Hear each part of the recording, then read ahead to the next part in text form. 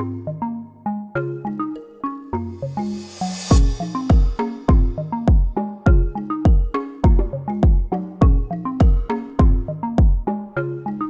وصلنا على المكان، هلا تقريبا بقيان 10 دقائق حتى نعرف شو جنس الجنين. الحماس 1000 مليون متوترين.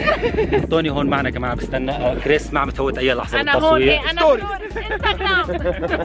اوكي حاليا بعد 10 دقائق تقريبا رح يبلش العرض ورح نعرف واخيرا شو جنس الجنين.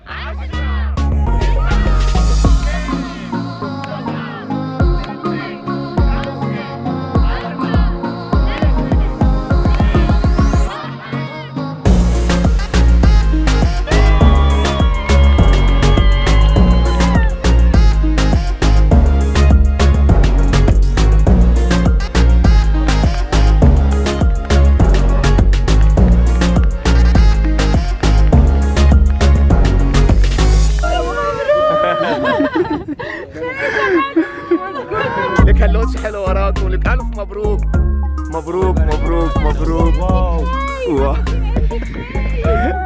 حاليا عرفنا جنس المولود. رح يجينا صبي. فريق شاد ربح. فريق شاد. هذه الشغله مو بالكتره يا طوني حبيبي. ايه طبعا طبعا.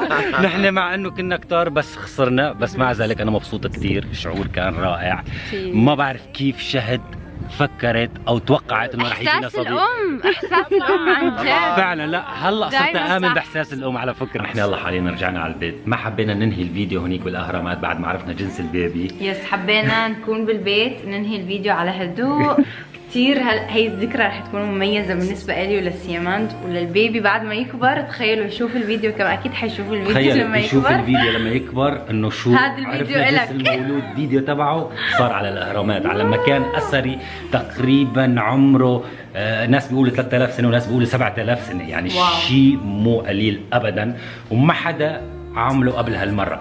اوكي هيك نحن وصلنا لنهايه الفيديو اليوم. نحن تعبانين كثير، فرطانين، طالعين من الصبح، فلذا حاليا نحن رح ننهي الفيديو ونروح نرتاح شوي. بنشوفكم فيديو جاي. نحن بنحبكم كثير كثير كثير كثير يا احلى عيله. يلا باي.